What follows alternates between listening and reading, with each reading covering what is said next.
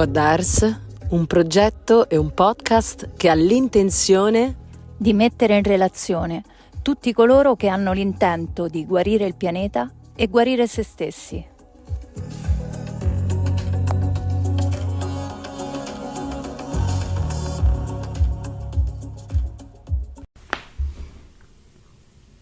Buongiorno a tutti, sono Margherita Monte per il podcast Godars, la piattaforma che si occupa di spiritualità. Sono qui con Santiago Rojas, un medico integrativo colombiano che ho conosciuto un po' più di un anno fa durante un viaggio in India. Santiago è un ragazzo che ha deciso di lasciare il suo paese, il suo lavoro per intraprendere un viaggio attorno al mondo, in giro per il mondo, che avesse un proposito spirituale, quindi alla ricerca di una verità, di una risposta sì, al nostro passaggio su questa terra, ricordandoci che siamo esseri spirituali vivendo un'esperienza umana. Ciao Santi. Ciao Marghe, che bello stare qua con te. Sono molto felice di poter condividere questa storia, questa narrazione come le diciamo noi. E scusami se il mio italiano avrà ancora delle cose, ma farò tutto quello che posso dall'amore. Allora, la prima domanda che vorrei farti è: come hai avuto questa chiamata di iniziare a intraprendere il viaggio e lasciare il tuo paese? Ok, questo è iniziato mentre studiavo medicina, quando ho conosciuto un ritiro di silenzio di 10 giorni che si chiama Vipassana.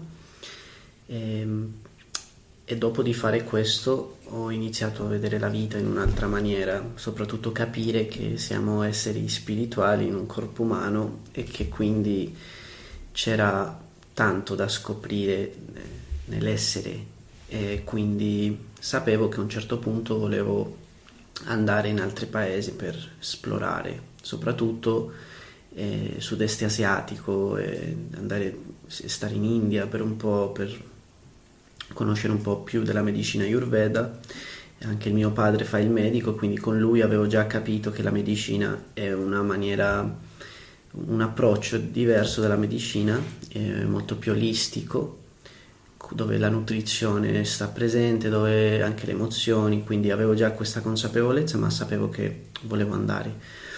E ho continuato a fare questi retreat, e dopo che mi sono laureato, dopo 1 o 2 anni di lavoro, ho deciso di iniziare questo viaggio che adesso mi porta a stare qua con te.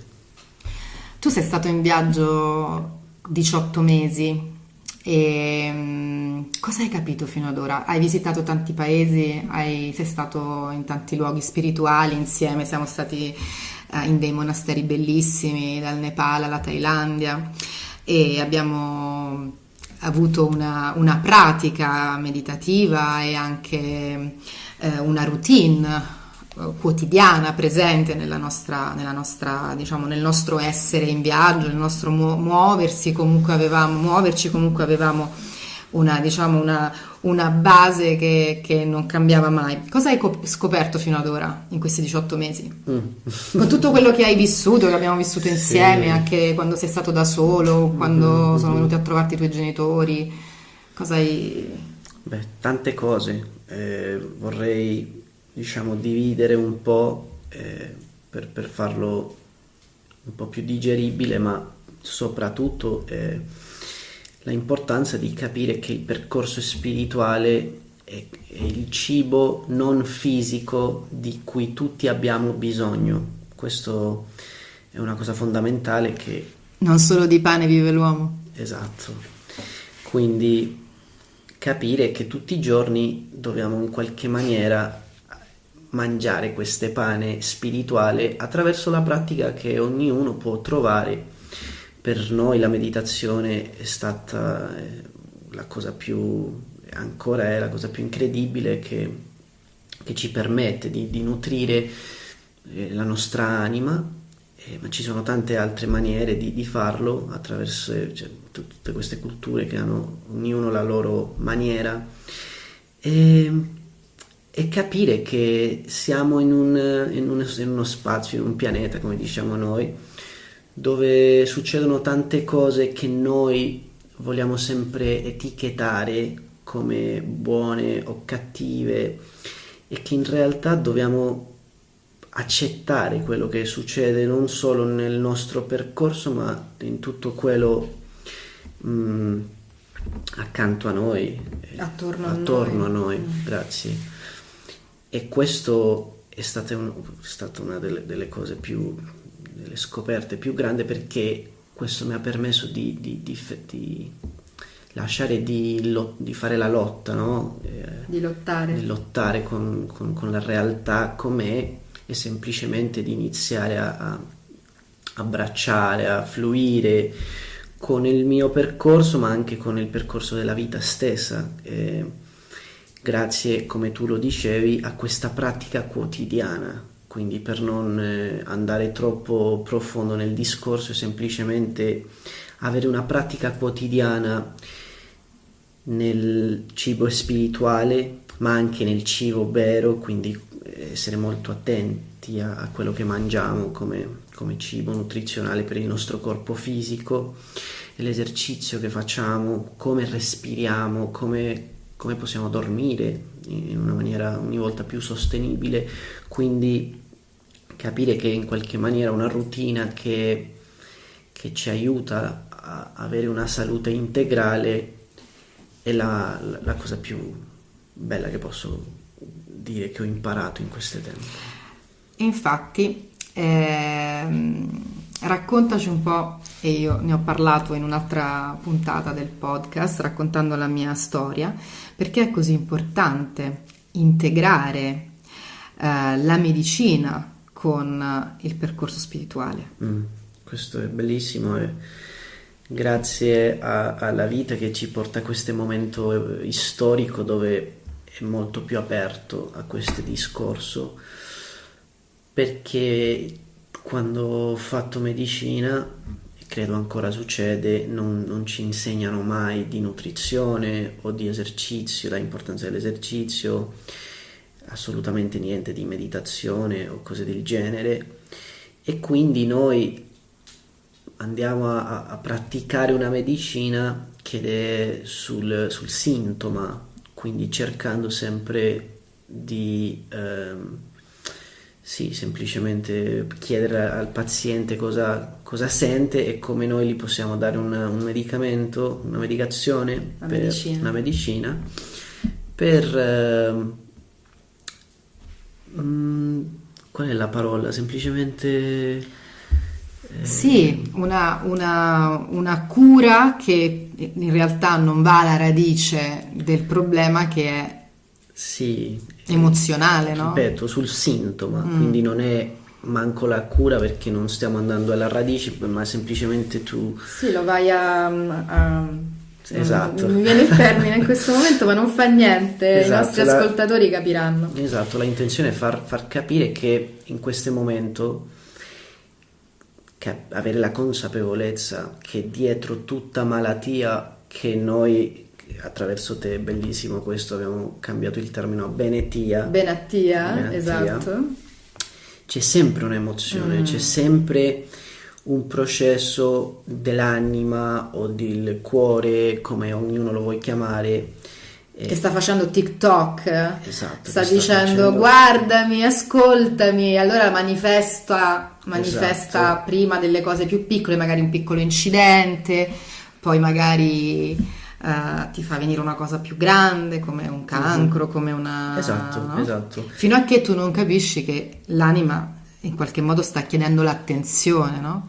Quindi questa relazione tra le emozioni e la malattia ormai, cioè, è una cosa, cioè, lo sanno tutti, esiste, o quasi, e soprattutto lo hanno detto tutte le medicine, la medicina Ayurveda, la medicina cinese, tanti anni fa, e quindi è incredibile vedere che ancora non si insegna questo in Occidente, e ci sono ancora tanti medici che non chiedono a un paziente se è felice o si sta in sofferenza, sia la tristezza, tutte queste emozioni che hanno un effetto profondo sul corpo, perché praticamente quello che succede è che la mente, che comunque sta in tutto il corpo, prova questa emozione e somatizza sul corpo quello che sta accadendo a livello emozionale, nella mente, quindi parte dalla mente, da un pensiero, poi diventa emozione e si trasferisce nel corpo, e a lungo andare, se quell'emozione non viene osservata e in qualche maniera trasformata, può diventare una malattia, anche un piccolo sintomo. Ogni sintomo è un messaggio, dice la metamedicina, no? Quindi sempre stare attenti a quello che il nostro corpo, che ci parla continuamente, vuole dirci. E se tu dovessi fare un elenco di cose, no? Anche nei confronti di chi non è in un percorso spirituale, o comunque che sta appena iniziando, e raccontaci un po' di questo protocollo, no? Che è stato bello viverlo insieme, anche un po' stilarlo insieme, no? Svegliarsi la mattina, meditare. Raccontaci un po', sia da un punto di vista nutrizionale che dalle attività, dalla musica al ballo, alle piante medicinali, no? Fanno tutto fa parte della... Tutto. Raccontaci un po', facci una sorta di ricetta, di protocollo di come vivere una vita più consapevole e scevra dalla malattia. Esatto. Allora, una delle cose più belle e importanti che abbiamo vissuto e verificato, perché con questo podcast sarebbe molto bello dire alle persone che l'invito è a che ognuno possa verificare questa informazione, non semplicemente ascoltare una cosa magari bella, però se non la faccio allora non la posso verificare, quindi spero che questo le persone lo possano mettere in pratica e così sentire il cambiamento sul loro corpo, anima e vita.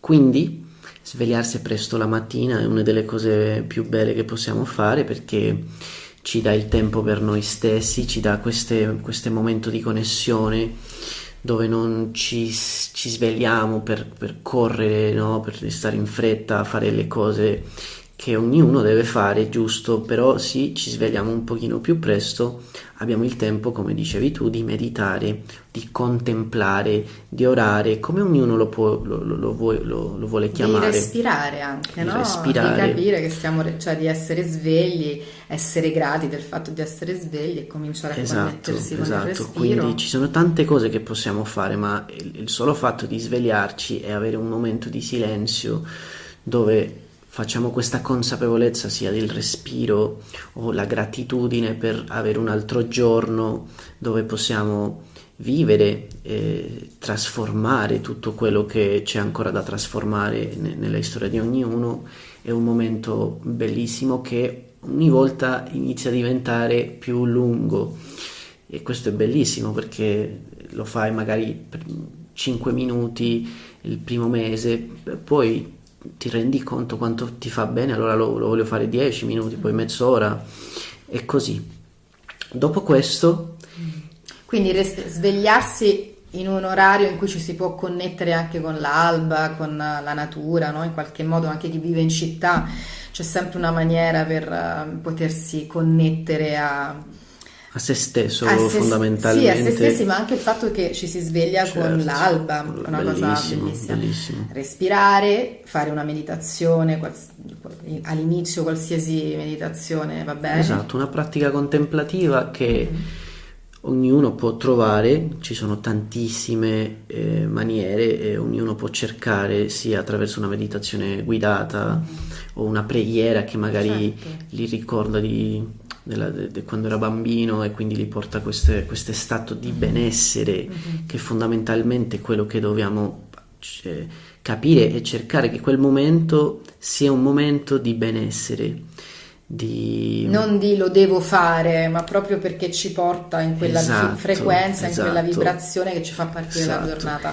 Perché quando capiamo che questo è il primo cibo del giorno, è bellissimo, perché pensa quanto per tante persone magari si svegliano e manco senza avere fame mangiano solo perché dicono la colazione è importante e mi aspetta un giorno lungo, non so a che ora mangerò, quindi meglio mangio adesso perché è importante. Cosa succede se pensiamo alla stessa maniera ma sul cibo spirituale? Cioè mi sveglio e devo fare colazione, ma colazione spirituale in questo caso, che è questa contemplazione, questa meditazione, e poi dopo portiamo il cibo al corpo, che non è ancora il cibo di colazione che conosciamo, ma è il cibo attraverso il movimento, che può essere tante cose: praticare yoga, qigong, andare in palestra, ballare. Il movimento è la cosa che il nostro corpo sta fatto per fare, quindi non è una questione, come dicevi tu prima, che devo fare perché devo dimagrire o perché mi ha detto il medico, perché il nostro corpo sta fatto per questo. Diciamo che per le persone che hanno un lavoro e che la mattina devono portare i figli a scuola e che non hanno la possibilità di andare in palestra, cioè non è che bisogna stare ore a muovere il corpo, ma già dopo la meditazione, anche prima della meditazione, muovere un po' il corpo, fare uno shake del corpo, muovere le mani, fare dei piccoli esercizi che fanno in modo che l'energia venga smossa, no? Dopo la notte e inizi un nuovo giorno con una nuova...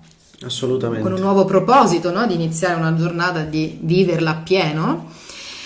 E poi magari andare in palestra in altri momenti della giornata o fare yoga in altri momenti della giornata. Si può anche dividere la settimana, quindi vado in palestra 1 o 2 volte alla settimana, un altro giorno faccio yoga, un altro giorno nuoto, cioè ognuno deve fare la sua propria routine, ma il messaggio importante è il movimento.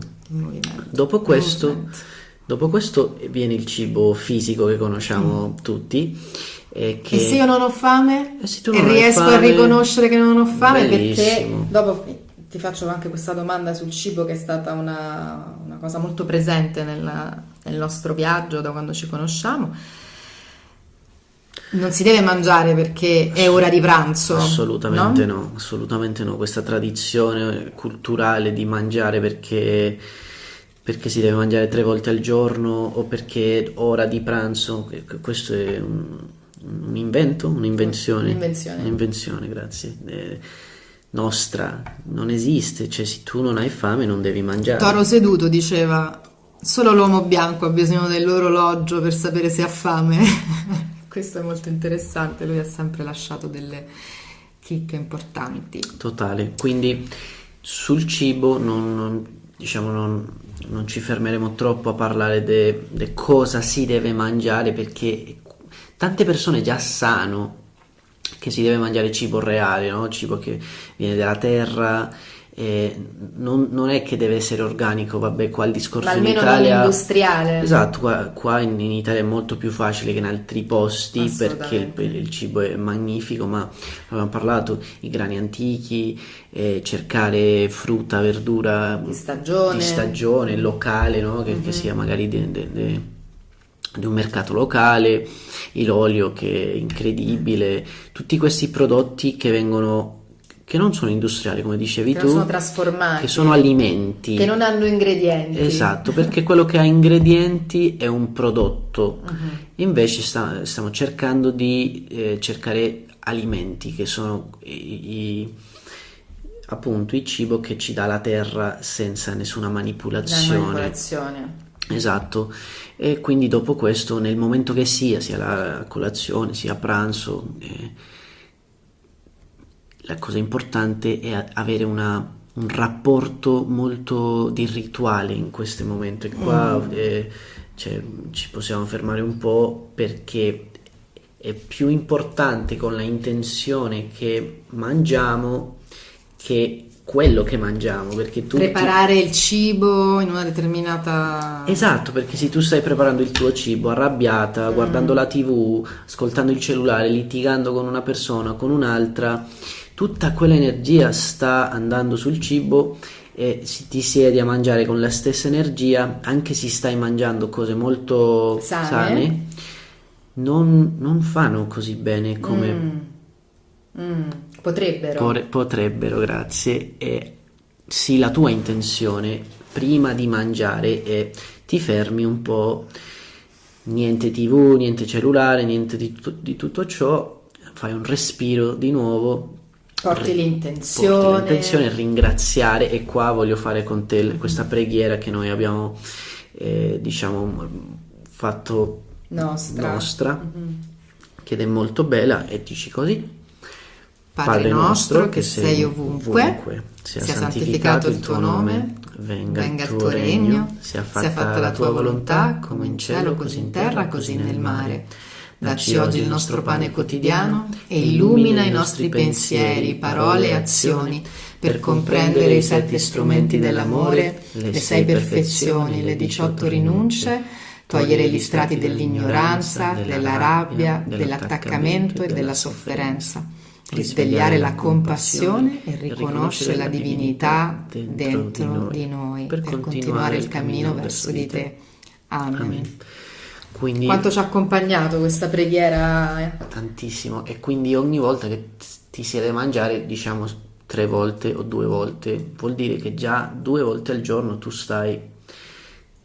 stai dicendo questo alla tua mente, che è molto più bello e molto più sano, e allo stesso tempo stai caricando il cibo di energia, quel cibo che andrà nel tuo corpo, che è il tuo tempio e che devi in qualche modo, di cui devi prenderti cura, devi cuidare, come si dice, stai reaggiustando la tua frequenza mentale. E questo è bellissimo, perché tutto il tempo, o la maggior parte del tempo, stiamo nei pensieri dove non manco siamo consapevoli dei pensieri, e questi pensieri tante volte sono pensieri negativi, quindi velenosi, no? Quando facciamo questo tipo di preghiere stiamo dicendo alla mente di pensare una cosa molto più bella. Quando parliamo delle 6 perfezioni del buddismo tibetano, i 7 strumenti dell'amore, che sono bellissimi, le 18 vogliamo dire questi 7 strumenti dell'amore? Certo, i 7 strumenti dell'amore: l'accettazione, esatto, attuare, quindi agire in maniera adeguata, assumersi la responsabilità di tutto quello che accade nella nostra vita. E questo è bellissimo, perché non stiamo trasferendo la colpa a nessuno o a nessuna situazione. Adattarsi, sì, a tutto quello che c'è. Esatto, ringraziare per tutto quello che accade, per tutte le difficoltà che sono sempre necessarie. Valorare, dare valore a tutto quello che abbiamo già, perché non ci possiamo sempre preoccupare per quello che non c'è, ma valorare quello che c'è. Sempre qualcosa che ci manca, invece dobbiamo guardare l'abbondanza, no, della vita, e rispettare il cammino di ognuno, che è bellissimo.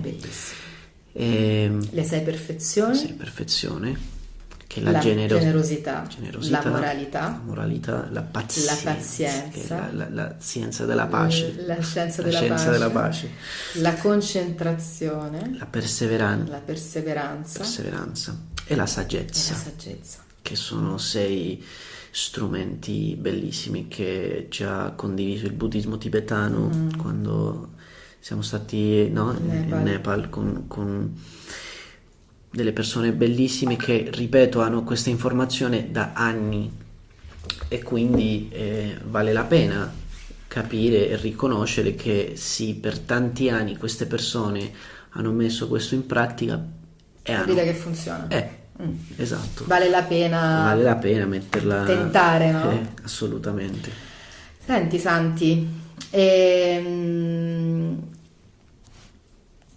in Colombia con il tuo papà, tra le varie tecniche che utilizzate con i tanti pazienti che arrivano nelle vostre cliniche, che si chiamano Parque de la Salud, vi invito a cercarle, accade che utilizziate anche piante medicinali. Com'è stato per te, sia come fruitore tuo, diciamo come fruitore, che vedere quello che accadeva nei pazienti? Cioè, com'è stata la tua esperienza nel percorso spirituale con le piante medicinali? Le piante medicinali sono senza dubbio una parte fondamentale del percorso di guarigione, tanto fisica come mentale, che poi sono la stessa cosa, e quindi prima di tutto l'abbiamo usato noi come medici. Essere pazienti prima è la cosa più importante, e quindi vedere la trasformazione che ha avuto nella nostra mente, nella nostra percezione della realtà, vedere tanti cambiamenti, in questo caso sul mio padre, è stato bellissimo. E poi abbiamo iniziato a farlo con pazienti e persone che avevano tante cose da guarire, di capire, e che grazie a una cerimonia o varie hanno capito tante cose, ripeto, dalla percezione della realtà. Quindi quando tu riesci a guardare una cosa in un'altra maniera, quella cosa si può trasformare, e ci sono delle cose che magari, perché sono passati tanti anni nella nostra vita, è molto difficile scostruire qualche idea o percezione, dove le piante ti fanno vedere quello che magari non hai visto, e che sarebbe molto difficile di vedere senza le piante. Perché tante persone hanno paura quando facciamo questo tipo di discorsi, si spaventano perché l'associano alle droghe pesanti, e c'è tutta questa misunderstanding rispetto alle piante sacre, alle piante esatto, che questo medicinali. È molto importante, non questo è una molto droga, importante. è Esatto, una pianta. È una pianta. E soprattutto in paesi come il tuo, in Sud America in generale, queste piante vengono utilizzate per anche guarire patologie, dove qui lo dice un medico, gli prende un colpo, dice: che puoi fare per guarire? Infatti, come iniziavo il discorso, sono molto grato per il fatto che siamo in questo momento della storia, perché come sta succedendo con la meditazione, sta succedendo con le piante. Ci sono già tante università, tanti ospedali che hanno preso le piante e anche la meditazione per fare studi e per verificare attraverso la scienza che questo funziona. Il microdosaggio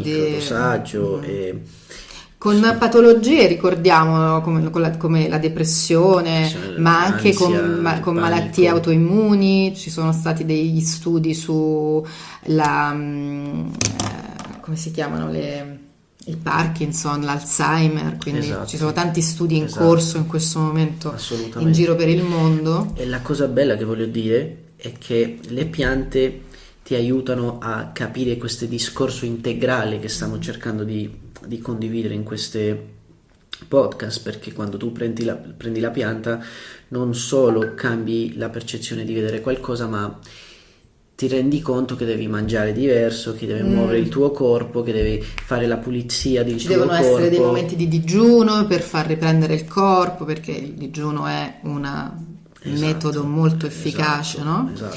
Così come la danza, così come la musica. Tu sei un musicista bravissimo, io con te ho imparato a suonare la chitarra. E sono dei mezzi molto validi. Bagno nel ghiaccio, quante ne potremo, camminare in natura, ma abbiamo poco tempo, quindi ti voglio fare l'ultima, domanda, poi faremo un'altra, ne faremo altri, faremo in inglese, in altri spazi. Questo viaggio che hai iniziato, che ti ha permesso di modificare la tua percezione nei confronti della salute umana, cosa mi puoi dire rispetto a questo? Sì, adesso come capisco che la salute assolutamente non è un medicamento, una medicina, ma che è prendersi la responsabilità, ognuno della loro vita, è la maniera più efficace per guarire e per avere una vita sostenibile, e che quindi come medico capisco che non sono io la persona responsabile di guarire o curare a nessuna persona, ma semplicemente di condividere degli strumenti che possa aiutare a questa persona a vivere una vita più sostenibile più e soprattutto serena, felice. più felice. Grazie Santi, e ti auguriamo tutte le cose più belle e grazie per essere stato qui, questo è bellissimo, ci sentiamo presto e un bacio a tutti voi, grazie per averci ascoltato. Aho! Aho, grazie a te Marghe, ti amo e vi amo. Ti amo.